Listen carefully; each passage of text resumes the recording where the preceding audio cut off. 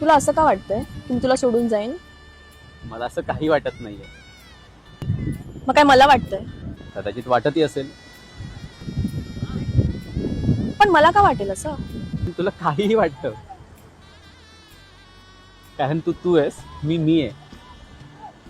काय बोलतोयस? काही संबंध आहे का याचा इथे? कारण सोडून जायच्या वार्ता तूच करतेस. म्हणून मला असं वाटतं तुला काहीही वाटू शकतं.